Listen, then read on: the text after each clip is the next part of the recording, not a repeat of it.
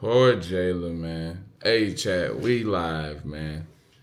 I'm in the building. I'm at the spot. We about to head to the patio. Um, about to talk to my boy Peets. He does a lot of cool stuff in the city. He's Fujiano's manager or Fujiano manager, and he do a lot of cool stuff. So hold on, let me change this stream shit on the patio.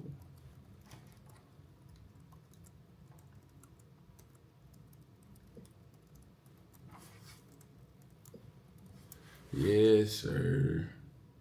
And I'm about to hang up with Brittany because she going to a Halloween party tonight. And you don't give a damn. And she don't got no time to hang out with me tonight. So I didn't get invited. that's what we doing. We I didn't hanging get out. invited. We hanging out by ourselves tonight. Shit. Oh, please. And I don't care. As y'all can tell. Yeah. Alright, bro. I'll talk to you later. Yeah. You gonna call me when you wake up? Do you want me to? Mm-hmm. Yeah, I'll call you when I wake up. Alright. All right.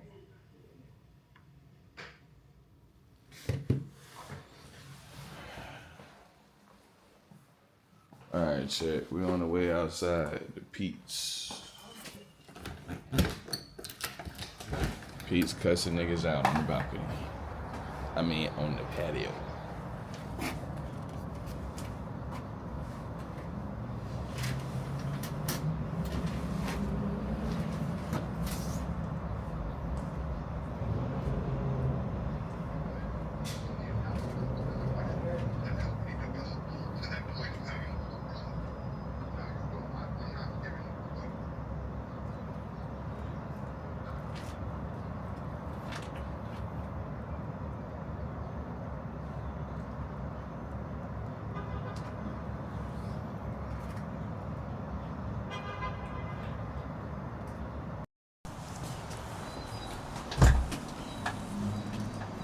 Appreciate you, brother.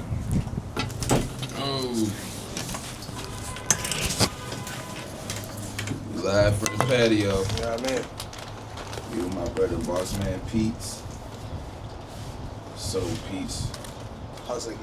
You on the Hustle. phone? Yeah, Smoke. Let me call you back when I leave. I'm gonna be chopping with Peso. We gonna continue this conversation, but Smoke. Peso. What's up? He said, What's take up? what's up? Zone 5. This is on 5, you know what I'm saying, on the street. But I'm gonna tell you, this is all I'm gonna say quick. I always say this because this to finish my thing, like, how did you get there from music? When you told me I want to go to LVRN and I interned there, but I was there for a day, the play was already being set, right? Like, they've already been sold to. If they didn't see that if they're making it seem like they're not a label in and of themselves, they are one of many. They're making it seem like they are the label trying to get you to a big label. No, nigga, you are the same as any of these other labels, distribution companies, production companies, pub companies out here. So they're just one. You've already got enough with what you have done. So it's about, yeah, of course, all that shit is real. I agree with you. We've been talking about that, drop the content, but it's like, nigga, I'm not gonna sit here and have the same conversation with you for 8 years. You see what I'm saying? Like, let's just look at the times of 2025. Okay, back when you needed a music video for every video, nigga, you passed that time. Now music videos are not having the same draw anymore. So shit, you want basically, okay, that shit. Now we at the place where what you're saying when you didn't see the value in it for the money being spent, and I didn't agree. Now it's 2025 and I do agree. So you continue with your advice. You don't just still keep giving the same advice. And like that's not a consultant. That's not a project manager. That's not a problem solver. That's a problem identifier. And that's what me and Peso was talking about before. A lot of these niggas who do music business are problem identifiers. We don't need that. Yes, you need to be a problem solver. That's the difference. And that's why I say this should be easy.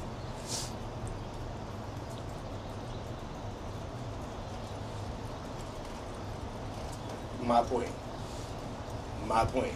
I'm a problem solver. That's why this shit is easy to me, because it take time, but it take figuring out. You see what I'm saying? Like, that's the difference. But me and Peso about to chop it up. We on stream shit, but then I'm gonna get with you later, cause yeah, that's what I was. Yeah, that's why. Yeah, all right, for sure, bro. All right, look. My nigga. So this is what Peets does, guys. He talks on the phone to people, and he improves their life drastically. Simple conversations and movements. What's your superpower, you think, Pete? What I was telling my brother is problem solving. You feel me? Like, everybody has an issue. Everybody's trying to achieve something. So, like, I pride myself on being the person that doesn't just stop at my way. You tell me something, I'm like, oh, I think you should do this. But I'm going to listen to what you're saying and take that into account as well, too. I understand it's not a one-size-fits-all solution. So that's what I think my superpower is, being able to solve that problem. Yeah. And that's what the world needs. That's what every big business needs, every small business, and everything in between. Mm-hmm. Problem solvers. So it's hard, bro. I feel like when I switched my major to media entrepreneurship, like, I was just doing that shit so I could take music classes. That was my way to take music classes, but I really fell in love with the entrepreneurship after that, because that is the key to this world. Like, if you trying to get in a relationship or you trying to maintain a friendship or anything, you still have to, it's like, it's anything foundational. You feel what I'm saying? So I feel like that's where I'm starting to rely more on, like, entrepreneurial ideas and thinking versus, like, music business thinking. And that shit has been, like I told him, like, I feel that's been giving me a lot more clarity with the stuff that I'm doing individually, because I'm not just looking at, okay, who the new rappers is coming up, what's Big X the Plug doing, what's this nigga doing, what's the streams doing. It's like, I'm looking at things holistically. These are businesses, you feel me? And then from there, taking that problem solving ability, I say. Maturity, you know what I'm saying? Approach. Facts. It's like, you know, this shit, everybody I ever heard that does something cool, like in the industry or whatever, they started off as just like a fan, like just started off as like a person that just loves music, or if it's sports, they just love sports, you know. That's how sports agents are born. I mean, obviously a lot of them go to school and shit like that, but and that desire is born from that. Right, the interest and the desire sparked from that interest. It's crazy, because that's why I came to college wanting to do sports. I wanted to be a sports agent. Like, I wrote my little college entrance exam. I'm an essay and shit about being a sports agent. And then I met y'all niggas there, and like, it was just the passion that I seen in sports. I only seen that passion in sports. And so I realized I'm attracted to passion. Like, if you love some shit, you can make me fuck with it at least. Right. You know what I'm saying? And that's just, I just followed things that I was passionate about, for real. That makes sense. I remember with you, your thing when I came into it was, bro, every time I come like, damn, bro, you my nigga, bro, I love your music, but I don't never get to see you perform. Cause you like, nigga, I be having performances, but every time I'm about to perform, some bullshit happen and it get like, I don't get to perform. Yeah. And that was like the problem that I kind of look at it as. You know what I'm saying? Like, okay, cause I want to see this nigga perform, so if I gotta stand up by the DJ booth and make sure, like, what is it, $50 that the nigga need to make sure that you go for sure? Like, that's how my brain was thinking, like, right. This can't be what's happening. Like, this nigga make good music, and they got a following, and they got a show, he's on the flyer. That equals performing, in my opinion. And right. So that was the thing where it's like, even to me doing the link up, because even when I was working with you, like, we ain't do really much shows that I can remember before that. So I'm like, damn, I remember you did Nectar, and I'm like, bro, I love this, bro. That shit was amazing. And that put the battery in my back, like, to make me want to, like... Shout out to Nectar ATL. I know it's not necessarily... Are they still a thing? Nah, I don't think so. I don't know. Man, but, definitely shout out Akila. Imani. There was, in Zuri. Yep. Akila, Imani, Zuri. Shout out to them. They used to do this thing called Nectar. When I was a rapper, I performed that and shit. And that's how I met Keep Saya and Risa Pearl. Mm-hmm. That's how I met Little MJ Newton, Cleo. Wow. Ned Log was there. I think that's how we met him. That's not how niggas met him. I knew, everybody knew about him, but I didn't. Before that, right? I don't think you had met him in person before that, though. Was Vane before Nectar or after Nectar? Vane was like before and during Nectar. Okay, because like my first true memories of him was going to Vane, and dance battling and freestyle battling. Yeah, and that was after Nectar, because I was there too. See, Vane, I ain't gonna lie. Shout out, these crazy shout out to Adonis, bro. Adonis, when I told him I wanted to be a manager, Adonis, the man would send me events. Like, he would just send me the flyer or something, and he like, RSVP to this. I'm like, oh, bet, you gonna be there, bro? I'm gonna see you. The nigga wouldn't even text me back. So I'm like, damn, okay, like, you know. So I wouldn't go sometimes. I'm like, did you go? And he like, yeah. Or sometimes he like, nah, but you still need to go. So I'm like, all right, cool. So I remember he sent me Vane, and I went. First time I went, like, I go to events, I wouldn't even bring no weed, because I'm thinking you can't bring weed in places and shit. I'm standing around, niggas needing weed, niggas smoking and shit, so I would have somebody come bring me some gas from the crib. Then I'm like, man, y'all niggas start coming with me, bro. I'm like, shit, I'll pay for you to get in, or if we get in before 11, it's free. And I just, I got the weed. Then I started coming to where it's like, that shit became a part of our thing. You know what I'm saying? Niggas know we 7, 10 deep, trying to find somebody to take pictures so that we can, you know what I'm saying, create that aesthetic when we there, because we seeing the people that's there and shit. But like, all that shit was like very informative for me. So it was like, I don't know, my first memories of Vane, for real, none of us was there, bro. It was like not really people I knew, and I'd just be standing there like waiting for Adonis. I remember that's how me and Coach Cam, because I think him and Coach Cam knew each other, or somehow I went there and Coach Cam was the only nigga I knew at Vane. So I kicked it with him the whole time. We smoking, talking and shit like that. And, yeah. Shout out to Coach Cam, man.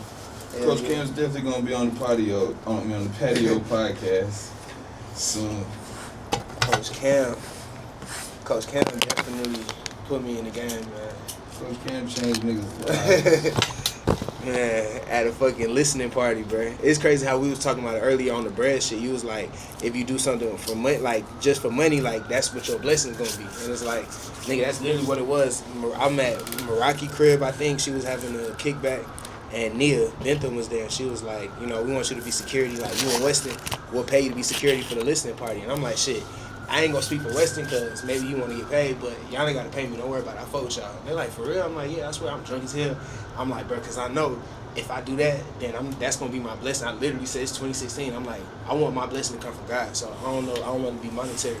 They like, all right, shit, whatever. You know what I'm saying?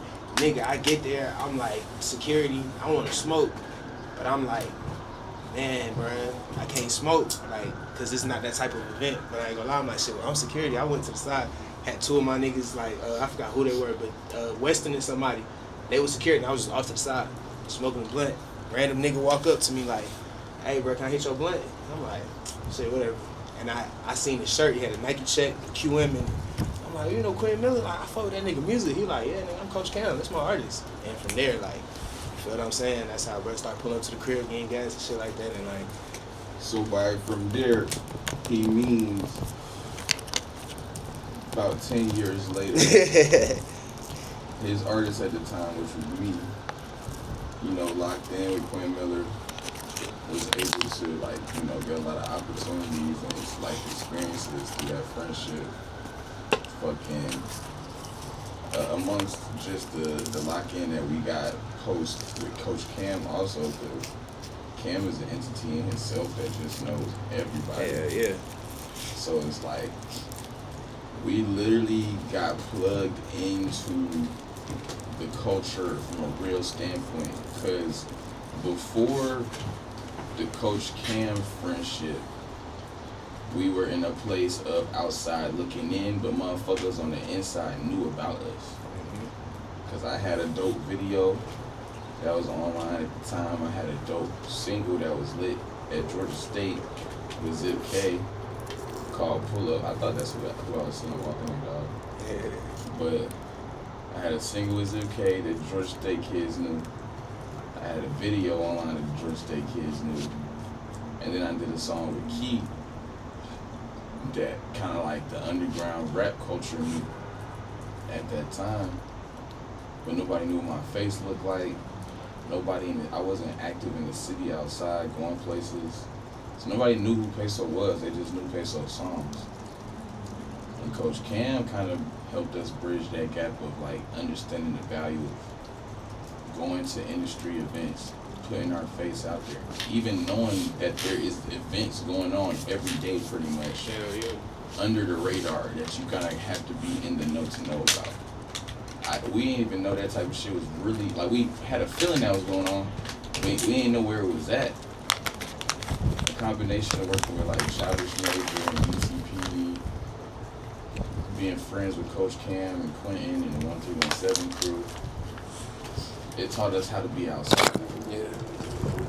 Between all, you know what I'm saying, zipping them, and then when we start making our own, like, cause all of them was a little older than us, but like the ones that was our same age, we started locking in with them as well too. It was like literally every day something.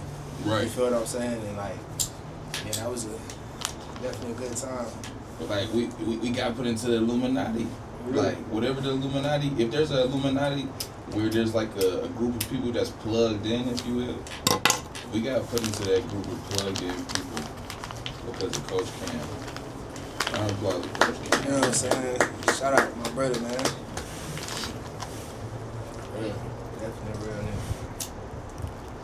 I mean, it's a lot of people that can contribute to it, right? But like, for me personally, Coach Cam made that shit real serious. That's still my dog to this day. I'm gonna tell you, I be tweeting it and I be telling niggas like when I do my like big interview, I'm for sure gonna kick the story. It's really the first time I done said it like this, but like, man, from Schoon, Coach Cam, Adonis and Zip, and also seeing what Jock was doing with Creators After Dark. Big Jock, Yes. Jock ATL. You feel what I'm saying? Those are the people that like from that 2016 to like 2019 era when I was like really kind of figuring things out. Those were the ones I was like looking at and like, you know what I'm saying, wanted to connect with and like learning from and shit like that. And that shit was like Clip that. serious. You feel me? No, yeah, shout out my brother Spoon, man. Yeah, it's cool, man. Sponsored the first link up with me. You feel me? Wow. Like, yeah, man. Atlanta, Florida. Shout out to Atlanta, Florida. Shout out to Schoon, Will, Barlow. I remember meeting Will through Zip, and I was fucking with his music. Then I had bought an Atlanta Florida shirt from Will, I think. And then Schoon came to 1019. Nah, this was before 1019. This was at Onboard. And I think somehow y'all used to always talk about Schoon, but I didn't know who he was. And I think, I wore the shirt at the crib, and J-Bo was like, oh, you know Schoon? I'm like, nah. And then, you know, through that whole shit coming together, then I finally, like, met him. You know what I'm saying? And, like, yeah, definitely was fucking with what they was doing. Yeah.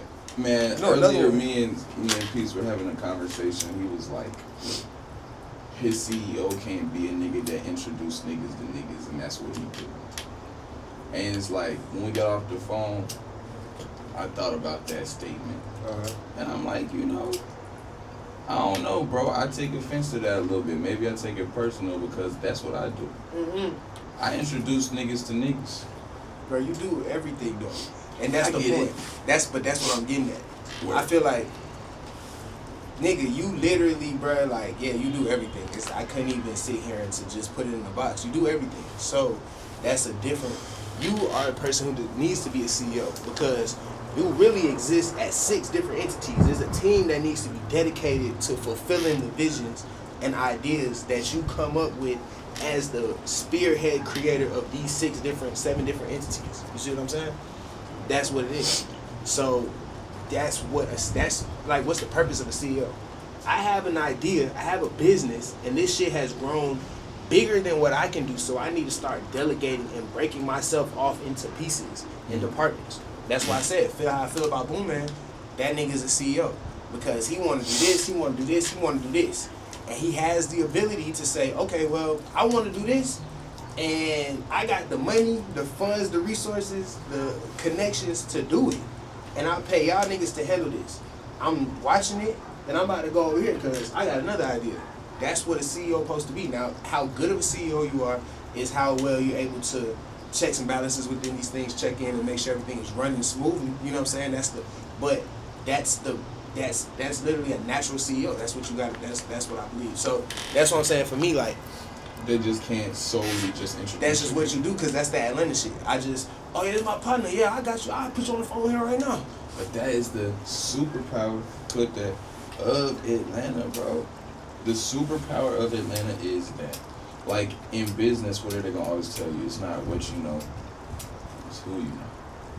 And the difference between Atlanta and LA, Atlanta and Memphis, Atlanta and Detroit, Name any city when it comes to hip hop at least. Oh my. And when it comes to hip hop at least.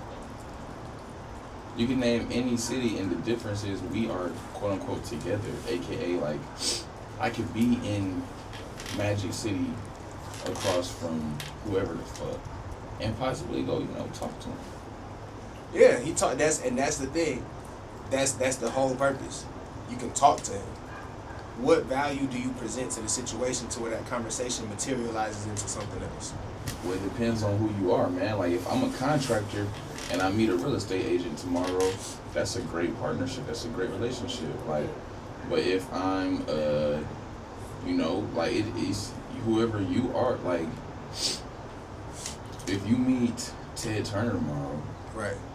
You figure out how you could be an asset to that nigga. And if you can't be, then okay, that's a worthless contact. But you know Ted Turner now. Mm-hmm. So like, it's like, okay, I'm in a stage of my life right now where me and Ted Turner can't get no money together. But like, I got him in my Rolodex, so who knows within 5 years I might be. In 10 years I might be doing right. And now I can call Ted and it makes sense. But see, that's the thing. You keep going back to the thing that I was disagreeing on. Who knows what I'm gonna be doing, right? And everything is cyclical, but let's say this is our 10 years of being outside in this capacity, right? How much of niggas who wasn't doing nothing then ain't doing nothing now? It's not about the magnitude, but it's the want to. I know a bunch of people who, I see this nigga everywhere, and the nigga just, you know what I'm saying? I don't really know what he do, but he just be around. And that's cool. All respect to this nigga. Do I think that nigga needs to be a CEO? Would I be an employee or in his business partner? No. But what you're saying is pretty much like a nigga who you see around who you don't know what he does. Right? No. I'm saying if I don't, this is how it's been for me on the small scale. Because I do something, it do be a bunch of niggas who don't do nothing who I meet. And yeah, I know this nigga, they cool as fuck. And I'm in his phone. And if he does something in 5 years, he for sure call me. But I'm not the person who is, if I'm doing something in 5 years, like I always have found something to do. Like, nigga, I was selling weed. That's what I did. Okay, but you're speaking on a nigga who is around but he does nothing. Or like, cause like when I said when it boils down on paper, what are your soft skills? What are your hard skills? What is your elevator pitch to this person? When you get the attention of Ted Turner, what are you saying? I know this nigga. I know that nigga.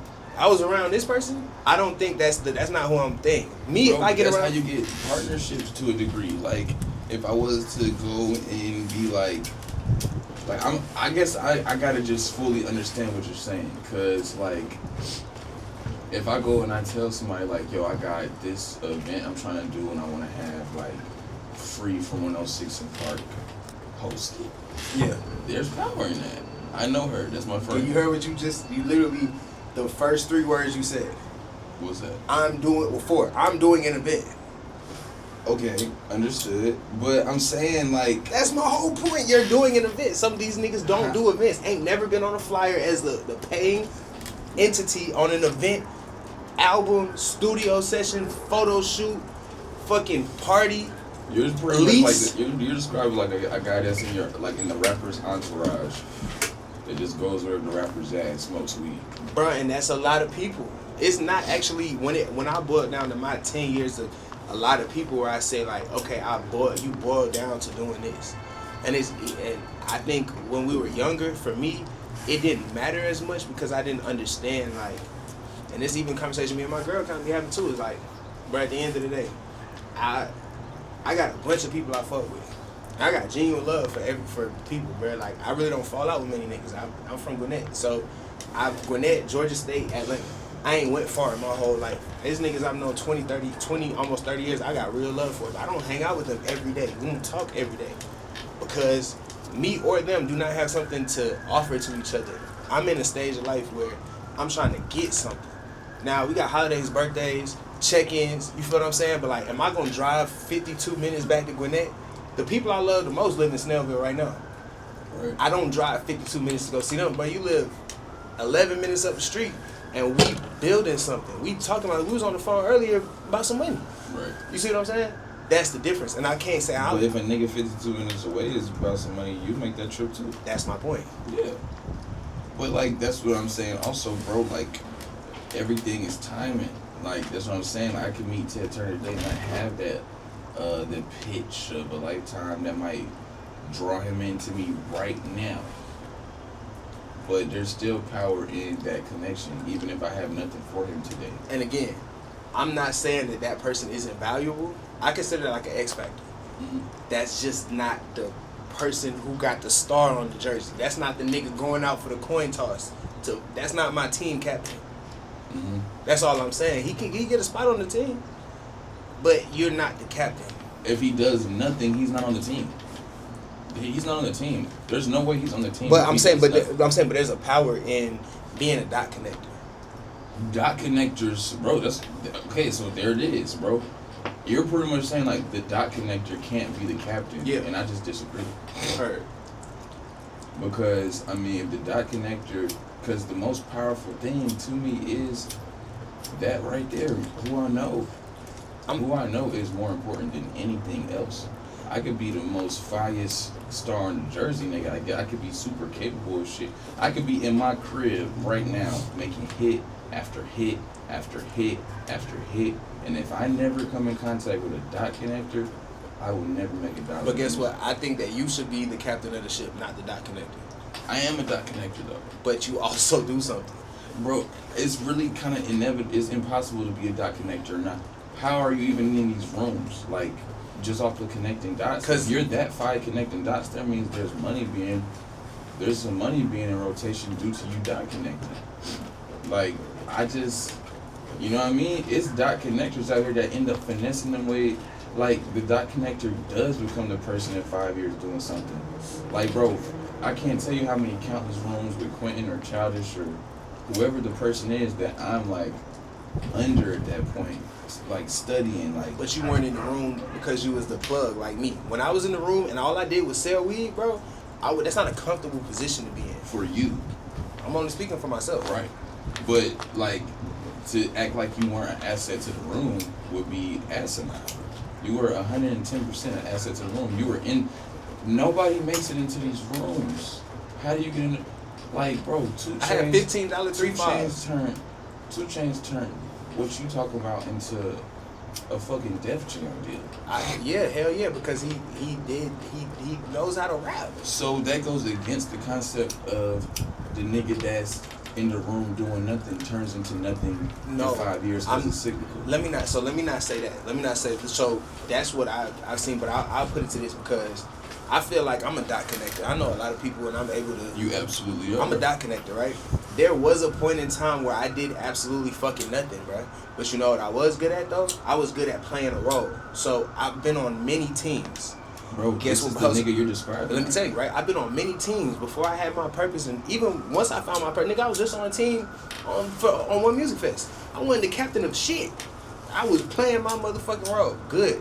And at the end of the day, that's how I can become a dot connector in dumb situations. But in event production, brother, do not make me the captain of your event production.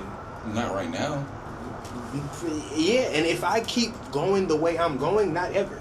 Mm-hmm. I'm not studying it. I'm not putting the work in to do it. You literally just worked one music fest for like the second year in a row. It's my third time. What are you talking about? Don't make me the captain. Was Adonis the captain last year? Yes. No, he wasn't. Yes, he was. Bro, you explained the story to me. I know, but I didn't know that without him telling me, because the same shit that I seen him do, like as the captain of our team. So he was like co-captain, right? There was a person running this shit, right? But I never. And then they passed away. Right, but I never got in contact with her except when it's time to pay. Okay, so she's the big boss. And that's what I'm saying. And I didn't, again, I'm agreeing with you. I'm just saying, I didn't know that when it comes to the dynamic of the team, because all I see is the team, the 10 people that are doing this one job. For them 3 times, he was the person that contracted me, and he was the person that was delegating the team. This person who was above him has a person above her, has a person, you know what I'm saying? There's a hierarchy in that, in the org chart. He chart. had a bigger role this year than last year, right? And only reason why I know that is because he told me. So I'm saying from what I saw, I wouldn't have known that.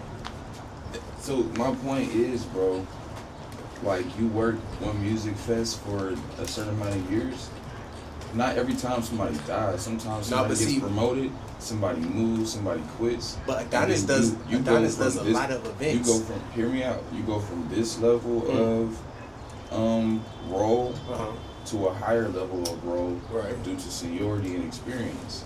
Exactly. That's just so you're saying some things that are not going with each other because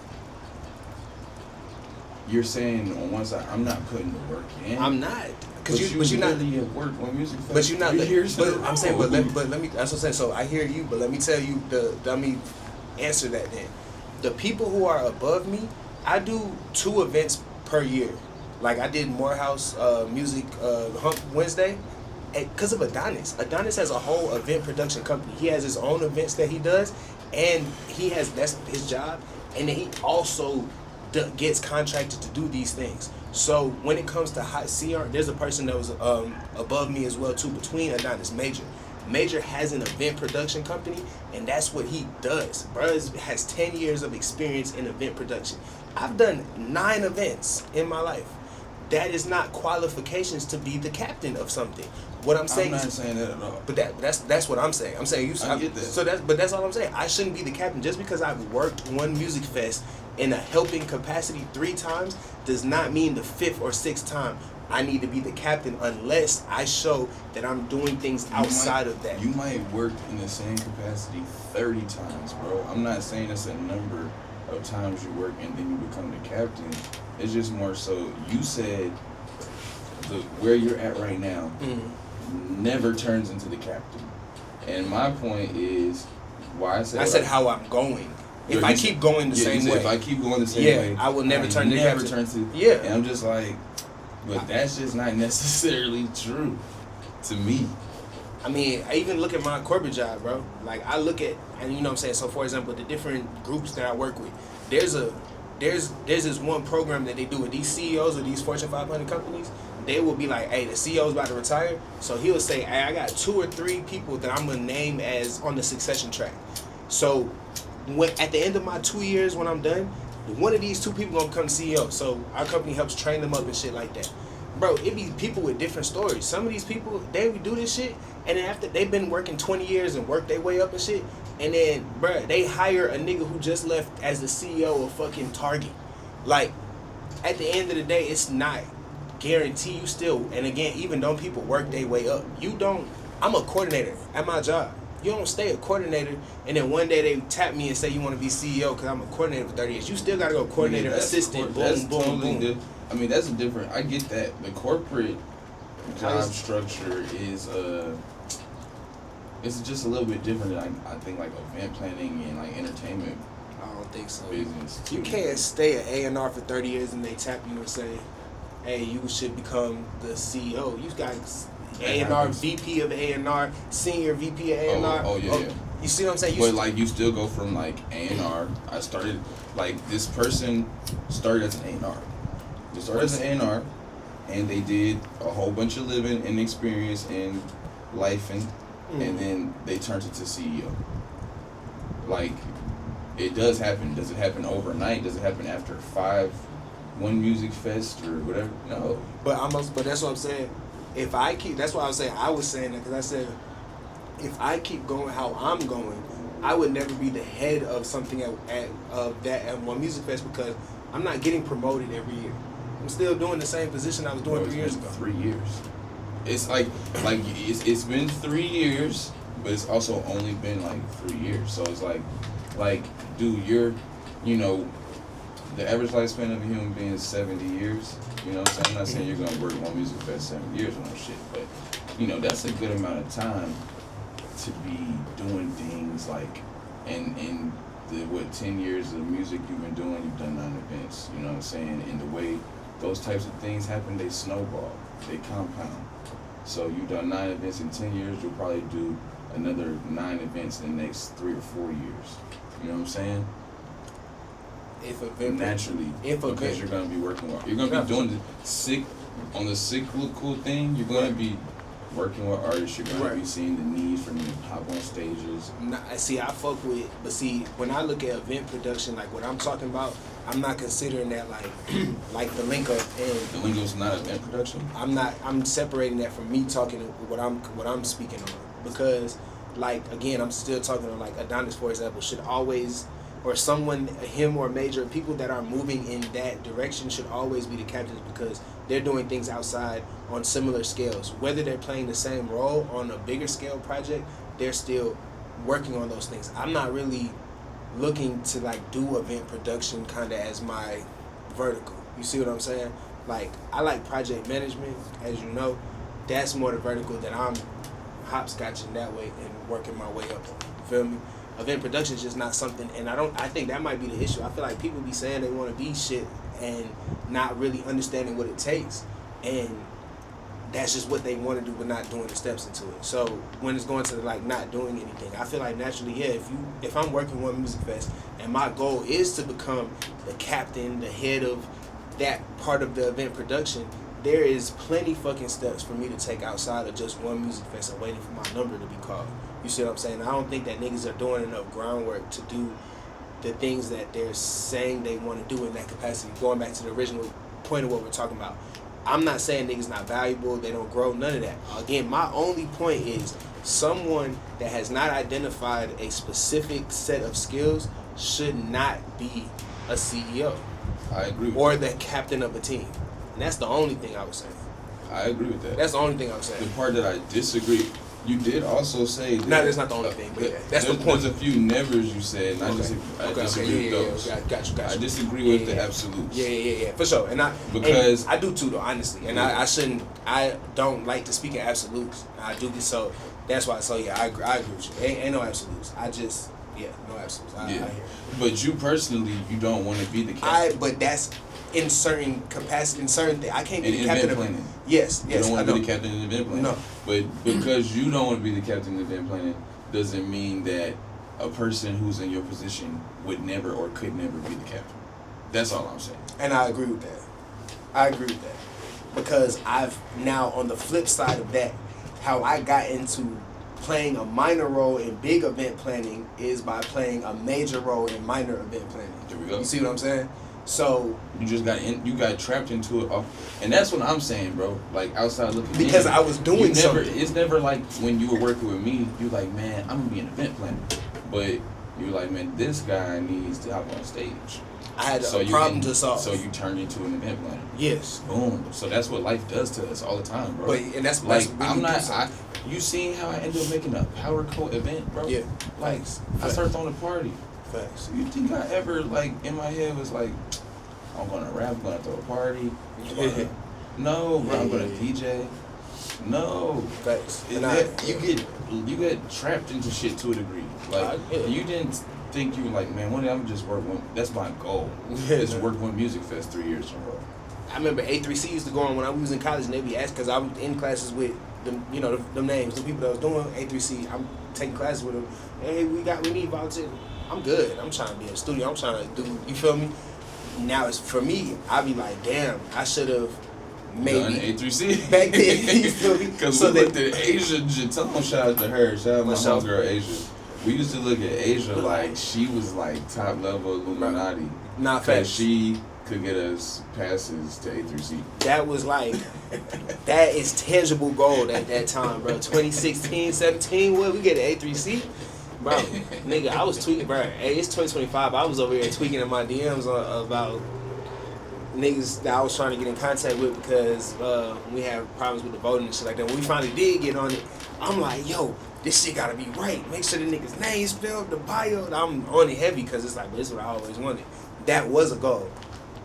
And that's honestly, I was talking to, I forgot who I was talking to about it, but like, what I seen with my thing with like One Music Fest in, I'm like, damn, I know everybody's working in they goal and they passion. And I like doing it. It was cool. But I do know that like, I'm watching you talking about like you with Shaka, I'm seeing the managers, I'm seeing the tour managers, we getting the riders together, and it's like, I really want to be a on that side of things. I want to be the one having the artists coming in, making sure the trailer's set up. We having all the stuff that we need. We have the adequate amount of passes. We have, you know what I'm saying? Like, so I'm gonna always learn. I'm learning from everything. So that's why you're there, bro. exactly, and that's why that's why I always appreciate Adonis, and like I'm happy that like I can get those calls continuously because it's like, all right, cool.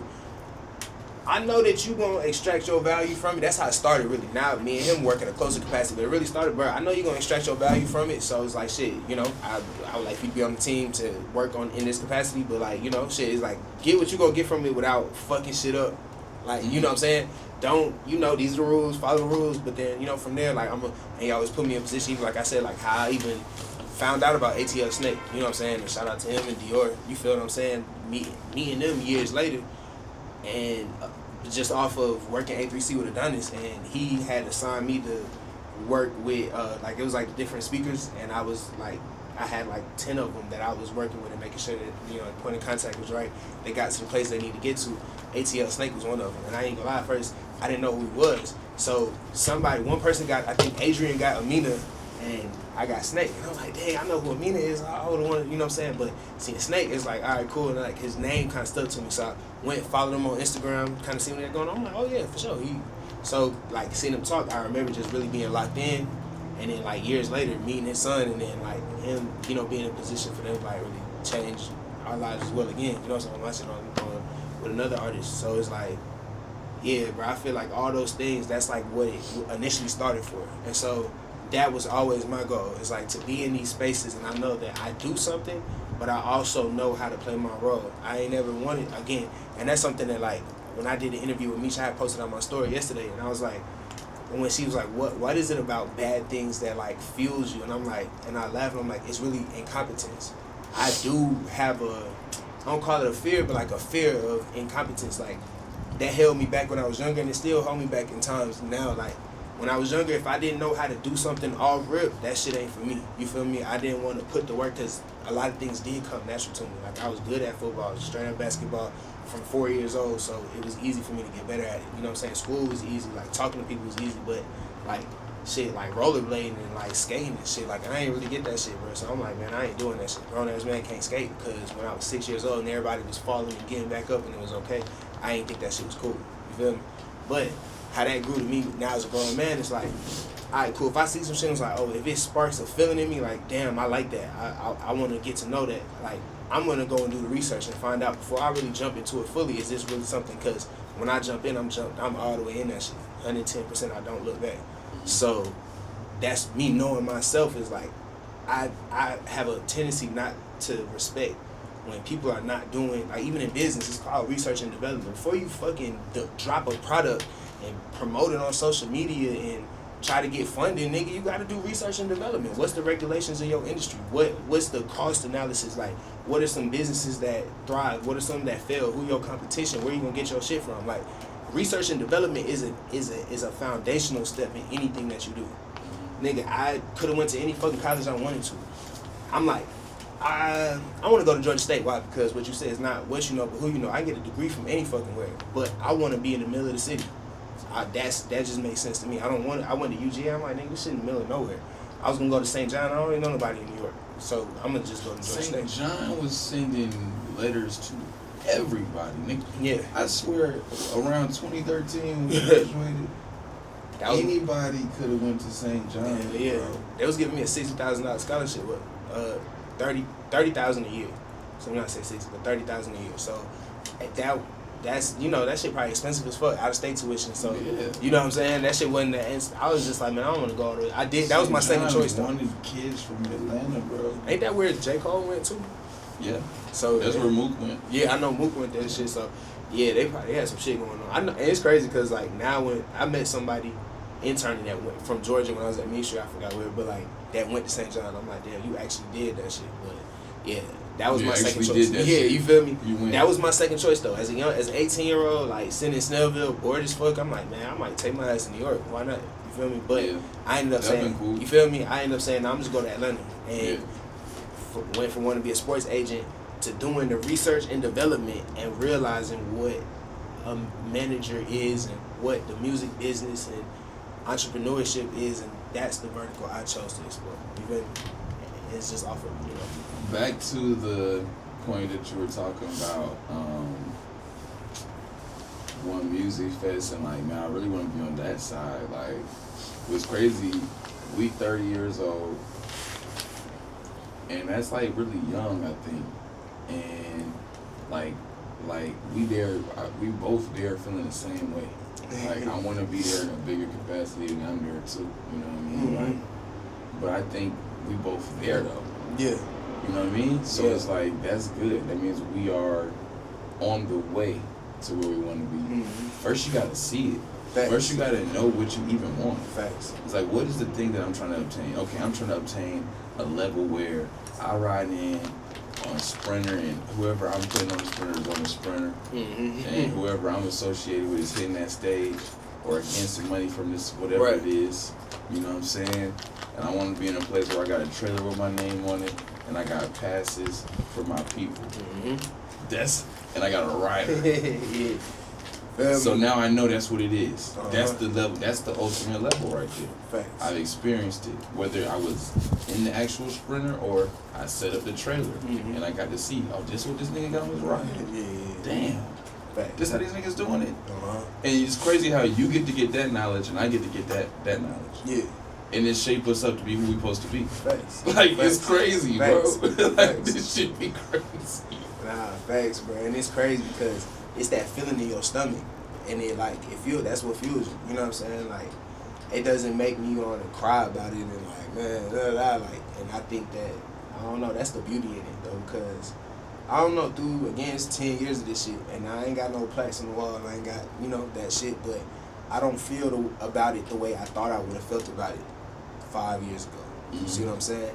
And, like, that's kind of, I'm getting to the space of understanding, like, what you talking about, like, nigga, but I'm here, though. I'm where I am.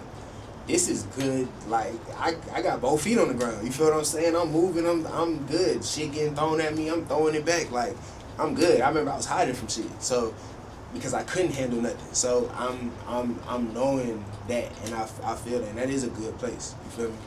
That's a good place. It's like, I'm hungry, but I'm not there. Like, Boom used to always say that you gotta be hungry, not thirsty. You feel me? Like, not out here making thirsty moves and just doing anything, like, and fucking myself up. Like, I'm taking moves, like, everything not gonna result how I Ribs want ain't it. showing. Facts. Niggas don't Facts. like, even if you are thirsty in that moment, it's still about not making moves and decisions as if you're in that place. Right. Like, you gotta have mental strength Mm-hmm. to be in a place of stability, up in, whether you're up or down in a life sense. Facts. Mentally, you have to be in the same place the whole time. Yep. If you can be. Yep. I remember when I was in high school, my parents, I got divorced, and I kind of was just like, you know, my mom was like, yo, you're stoic, you don't care about nothing. And I'm like, oh no, I got offended. I'm young. So I actually not. I got emotional about it. Right. I'm stoic. I don't even know what it mean though. I ended up looking it up. I'm like, I'm not stoic, but I want to be stoic. You feel Right. me? And I started studying stoicism. And it's like, bro, like, you don't never, like, get too up or too down. Like, and that was my thing. Like, as a young nigga, bro, I would get so up, amped up, to get let down. Like, fuck, sad and shit. And it's like, nigga, that's a choice. How much times I'm gonna keep getting, like, nah, keep yourself level. Still reach for dream. shit. Yeah, still, but, you know what I'm saying? Understand, like, all right, I'm reaching for this, like, rock climbing for real. Like, you can use the rock that's right here. You ain't gotta just reach for that top high ass rock every time. You feel me? And so it's like, all right, cool. I understand, like, I'm gonna reach for it, but if my hand go right here, I am cool. That's what it is. I'm still reaching for that shit, but don't be all disappointed and throwing tensions and shit. So that's why it's like, yeah, that's the good place of, like, I don't know, it's being 30, my frontal lobe fully developing. You feel like a motherfucker. You feel me? I feel like that shit is good now, like, and I'm in a good space. It's just now maintaining my passion, because I want to look at everything super logical, like you said, still dream, like, and chasing things that make me feel something, make me feel that hunger, that emotion. I mean, yeah, once you stop doing that, I think you die. Like, the moment you stop, you know, like, even if you're physically still on Earth, like, once you stop doing the things that make you feel alive, then you die. Like, you have no choice because what are you even doing at that point? You're just waking up and going to sleep. Like, And there's I mean, I think because I'm able to see different sectors of life, it's like even just not even chasing a dollar. You know what I'm saying? Because people got a dream, but my dream isn't like, okay, you know what I'm saying? Like even on some job shit, like, okay, niggas be wanting raises and shit. Like, damn, I can't wait for next year. I get a new raise, but I'm happy that I have this passion that I'm chasing and doing shit with too, because I nigga can't be how fucking excited I'm gonna be for a raise. a raise. You know what I'm saying? A promotion. Like, that's cool. Thank you, but I'm not. Inflation, twin. The reason the concept of raises even exists is because you really stayed right where you was already at. Come on. Like, I'm not overjoyed at that. I need to be chasing some shit that don't have a necessary dollar amount to it. Like, unless I have a goal, that's different. But like, what I'm chasing don't got a dollar amount to it. You know what I'm saying? I'm chasing sustainability, freedom for myself, Daily happy, daily joy. yes. I kind of don't like the word happiness no more. Okay. Or happy. Like when motherfuckers be like, "Are you happy?" Like if somebody asks you, "Are you happy in your relationship?" It's like, I mean, obviously, yeah, right? Right. But it's like sometimes I'm not happy. Yeah. Ain't nobody fucking happy. Always dude. just What are we talking about? happy is like Happy? What the fuck do you mean? Nigga, I'm here. I'm good. Like Right. I'm doing well. Like I love that. That's what you're supposed to say. Like, how are you today? I'm well. I'm doing well. Like, that's the polite thing to say. Like, and that's true as a motherfucker, nigga. Like, I'm doing well, bro. Like, all that happy and mad and sad, all that shit is very temporary. Like, I might experience every fucking emotion in the span of 3-4 hours. Yeah. I might play 2K and get happy. Then I might play 2K and get mad. Am I happy? But either way, you're well though. You're doing well. I'm doing well though. I mean, I'm straight. 2K. Nigga, I'm alive. 98.6. You know what I'm saying? Like, BMI in a good range. You know what I'm saying? Niggas cool. Like, I'm doing well, nigga. Fuck. Why you care if I'm happy right now, nigga? Are you about to give me $1,000? You about to make me happy? Why is that even a question? What the fuck? Am I happy in my relationship? It's like, it sounds like it sounds like you're already trying to ruin my relationship. Why are you asking that? You want me to be unhappy, or you want me to say I'm happy, then you want to test it. yeah, that just sounds like a trick question. Are you happy? Like, have you ever been sad? Like, yeah, I've been sad, happy, mad, joyful. I'm joyful, man. Like, I got joy. If I have daily joy, that's the goal. Like, niggas be wanting $1 million and all that shit. And it's like, yeah, I'm with that too, but like daily joy would be above all. And for me, it's like gratitude. It's a thing. Like, I'm always in a place of gratitude because it's easy to remember. Like, bruh, it's like not long ago, nigga wasn't wherever I'm at now. You see what I'm saying? So it's like, shit, it's easy to have gratitude about that. And I think that's something that's always Right. That's the most major key. I think that's where happiness, that's where it stems from. Like I'm grateful that this shit here. How could I not be happy how could I not be in a state of happiness if I'm in a state of gratefulness. That's facts. Okay. You know what I'm saying? Like, how can I not be feeling good if I'm being grateful? If I'm not feeling good, and I'm obviously not grateful in that moment. I'm ungrateful for the situation, whatever the fuck it may be. Nigga, this time 5 years ago, I was living at my mama's house in Snellville. Like, nigga, what? That's not that long ago. You know what I'm saying? I was not happy. I was not happy in that motherfucker. Right. So I don't care. Bills not. This happened, bro. Them bills got my name on it. And I ain't gonna lie, nigga. Only be grateful. Right. I mean, grateful for mama house too, bro. I mean, yeah, hell yeah. But again, at that moment, being at my mama's house, I was not happy, but I still was grateful because, like, I have a place to be. You feel what I'm saying? But I'm saying my gratitude right now though is not like, oh man, at least I'm not homeless. People be doing that. I feel like that's cool. Yeah, that's a stretch because I don't think I'll ever be homeless. Not, you know what I'm saying, inshallah. Like, but I do remember a time that I would have been happy for. It's easy to remember a time where I would have been overjoyed to be where I'm at now, where I might be kind of second guessing or feeling whatever. That's how I can put it. That's where my gratitude is stemming from.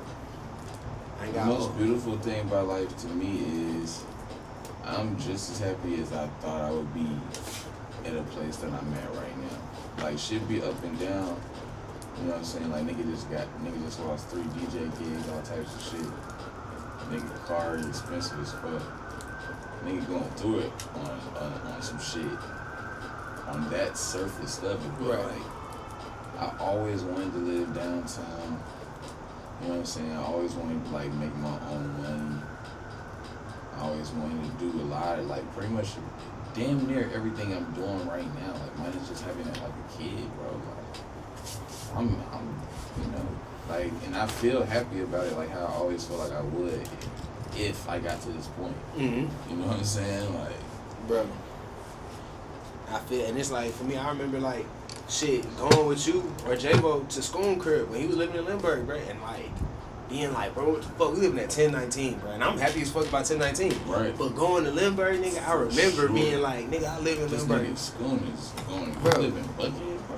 Nigga Keith said, bro, Yeah, that shit in BMW. Buckhead, like, school, like, This nigga nah, has for a real. BMW, bro. Man. This nigga's a grown man. This nigga lives with his girl at Bruh. the time. Uh-huh.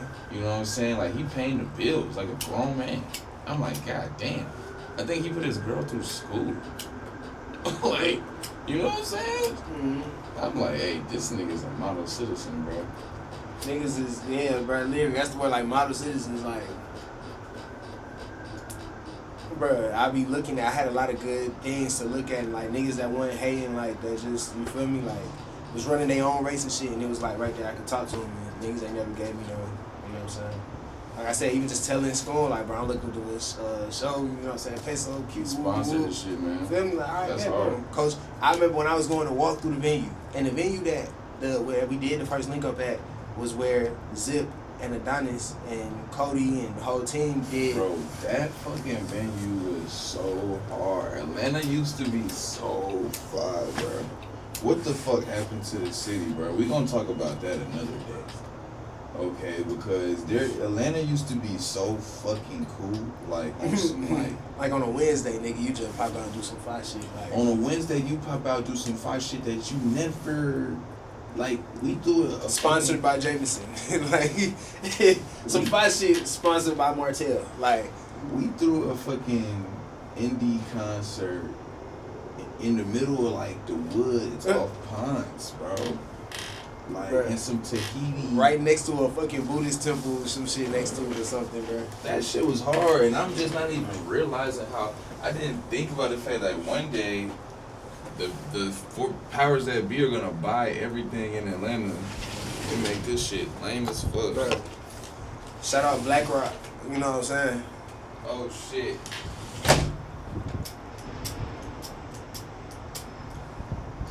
That shit lame. But yeah, man. Shout out Coach Cam, school. I remember leaving class, going to check out the venue. Them niggas pulled up, checked it out with me, told me what they think and everything. Like, shit, nigga was like 20 years old.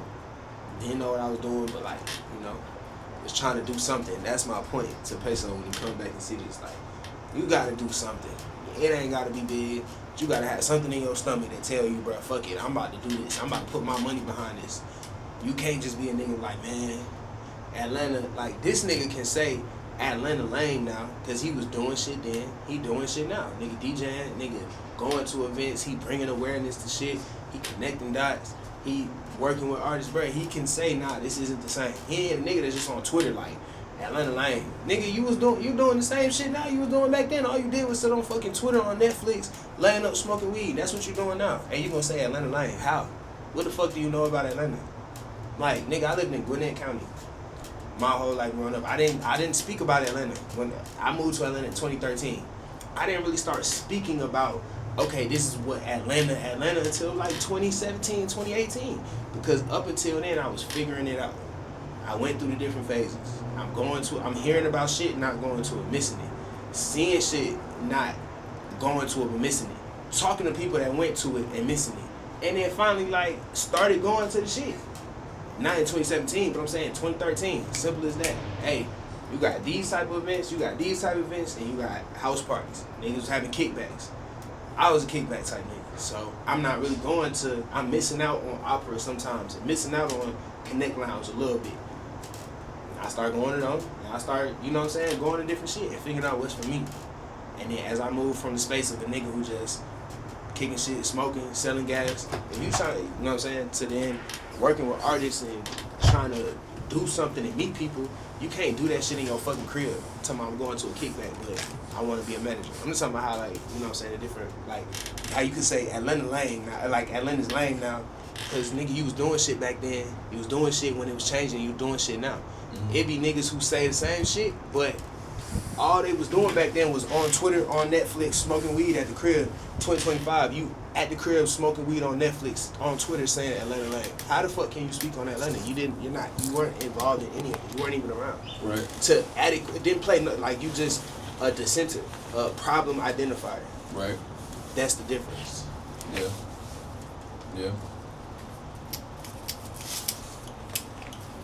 Motherfuckers ain't. My Atlanta lane come from some. I'm not saying the whole city. Right. But just I just miss a lot outside. of cool venues. Yeah, the outside. Yeah, the Atlanta outside. Like, even where Vane was at. That shit was at some cool ass, like, some shit. Nigga, I would never forget. You remember the last Vane, bro? Bro, that shit was over capacity. Niggas climbed the gate. Niggas done broke down the wood shit. Like, niggas was doing all type of shit. Like, I had never seen that to get into that shit knowing it was the last Vane, bro. A party, bro. Shout out to Trayvon, man. And all the Vane people. I know that shit got kind of like, messy at some point. But Trayvon was the person I knew that did it. Von Allen, that nigga had some fire ass flyers, the email blast, nigga. You know when it's coming, bro. RSVPs, hey, Vane, RSVP out, nigga. I'm sending that shit. We put that shit in the group message, y'all RSVP, so we can. Bro, I remember fucking. You got it. I think it's get there before 11 and it's free. Niggas trying to get there trying to get there. That's the only shit I can really remember, like, actually, like, really kind of standing in line for a few times. Cause most shit, you know, niggas got bougie, but Vane, like, hey, you know, I'm in line smoking. We drinking, whatever. Yeah, I was still in that time period where motherfuckers was like, yeah, I'm not that big of a person. Yeah, 2016, 2017. I'll stand in line. Fuck you. I hate that I'm a part of the wave of motherfuckers that started feeling important, like, cause that was about my last point of life where I'm like, I'm gonna stand in line. Yeah, that was just the last thing I remember, like, adequately just, like, really being in line. Other than that, nah, nigga, I ain't standing in no fucking line, nigga. That's crazy. Just posted in the line. In the line, nigga. What the fuck? That's why, bro, I ain't even, man, see, we went, it was my girl's birthday, we went to the 21 Savage shit the other day. And, like, we wasn't gonna go, then we was like, fuck, we'll go, but, bro, it was late as fuck. Like, we probably got that bitch like 12 o'clock. So I'm already knowing we not going to just walk in. Man, boy, I'm talking about that line was curled around. So it was like going, so we just went and got some food. And like hit midnight was her birthday. So it was like, shit, we just, you know, so we had our own shit. But the bank. Shout out to the bank. Nah, that shit was at fucking, oh, it wasn't at the bank. It was on the east side, like, Redan Road. Yeah, I'm tripping my Yeah, I think it's Electric Owl Studios. No. Yeah. That shit looked fine. But yeah, standing in line brought back the memories. I was just sitting there smoking and laughing and shit, like, just drinking, like, man, I'm not doing that shit again. Yeah, I sent that, we got 10% left on the mic. And that's a good time to wrap up anyway, but fucking, I sent that 21 Savage shit to so many people and did not go. It's crazy because I'm like, I know that's like her birthday was coming in at midnight. She don't want to go, so I went and just RSVP. But after it, I was like, bro, I don't even know why, because niggas got drunk doing other shit. Like, bro, I'm not leaving the crib right now to go to that shit. But that's just me. That's why I don't really. Yeah, I don't know. I be having my tunes. I got to get back, going back to shit again. But you already know. You know the shit that I got going on. So I'm doing it. But you know what I'm saying? Your situation situated in a pretty cool way though, bro. Like, for real. Nigga just gotta lock in on the bread, the whole team. Like, that's it. I'm gonna explain to y'all, chat. The reason I talk to Peets to a certain degree, because we really work, like, together. Like, so, like, his success really matters to me. You know what I'm saying? Because it could really affect my life in a good way. You know what I mean? But beyond that, I feel like the whole team just gotta fucking lock in on making money. Yeah. You know what I'm saying? Because really, like, you don't gotta be outside, bro. Like, you got Louis, you got me. You know what I'm saying? Smoke need to be outside. You know, the artists that you work with. Like Fuji needs to be out of jail. He needs to be outside. Free food. God damn. God damn. Food next, man. It's like, bro, every time a rapper, I be happy as fuck when rappers come home. For real, for real. Shout out to Zone 16. You know what I'm saying? Facts. The boy Z6. Man, but when food come home, man, I feel like, yeah, it's going to be a lot of, it's going to be a great thing for a lot of reasons. Fuck the business shit. You know what I'm saying? Just life. Facts. You know what I'm saying? Being in prison for 4 years is like, yeah, man. So I'm just ready for him to come home and just, you know what I'm saying, get back to what he was doing. You feel me? But it's like, I forgot. I ain't gonna lie. Even just talking about, just thinking about that shit, kind of like threw me off track. I forgot what I was even. Oh, so just talking about being outside. Just like, yeah, just moving in different capacity. It's like I don't want to do the same things. I'm even the reason why we started talking about this in the first place. Like, I'm gonna be doing another link up. You feel what I'm saying? It's like, all right, what's the element? Am I doing a party? Am I doing a show? Am I doing something way more curated? Or is like, me and Smoke was talking about it, like, do one thing to do as a step to a more curated something. You know what I'm saying? Just do, you know what I'm saying, one of them. So I'm figuring that out, but it's like, yeah, it's things that I want to do outside, but like you said, it's about the money, bro. And it's like shit that I'm doing that's bringing me money.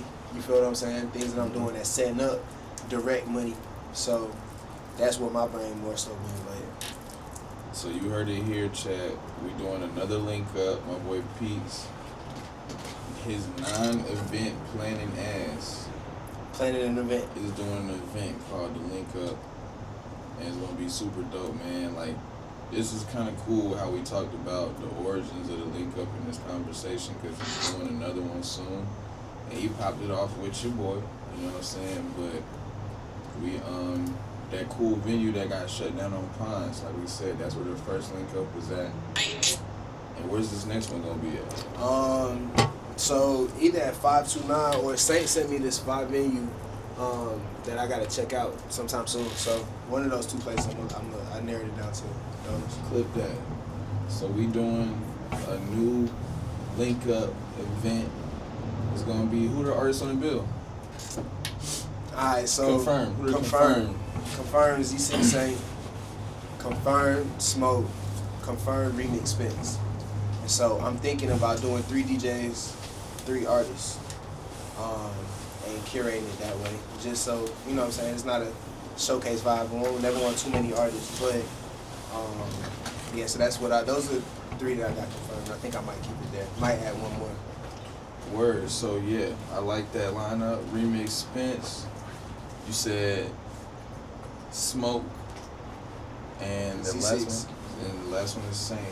So I did a stream for Saint's first day out, and he recorded a really dope record, and I've been hitting Peets like every other day, like, Saint, gotta drop that shit, bro. Like, song was vibing, man. That was my favorite one that he did that night, and the girls was actually talking shit a lot of the night, because Saint does like slower type music, so like the girls was talking shit like, man, they want to shake ass, you know what I mean? But they were fucking with the first day out song, so I don't know, man. Yeah, like, we got the video already shot. Shout out Caleb, ISO Films.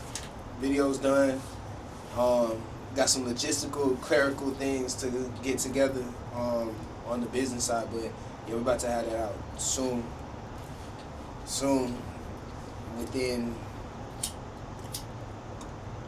Within 2 weeks. So what's that? Today's the 30th, 31st. So yeah, by November 15th. So around the time when I'm announcing the show, we're just gonna do that. We're gonna we got probably one more event in between. We're gonna do like a listening session for Saint. Definitely wanna talk to you about that. Bring the string, you know what I'm saying? But we would we're gonna do that and just kind of like have that as like a build up into the show. You know what I'm saying? So that it's refamiliarizing people with the music that they fell in love with before, that we was pushing. Get some engagement, figure out about what might be the next single after.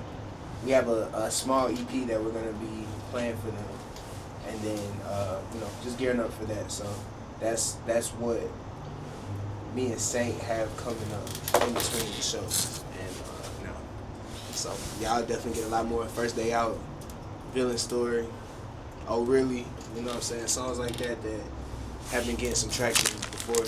and why he was locked up. Shout out Zone 6 Saint. Make sure you go get that.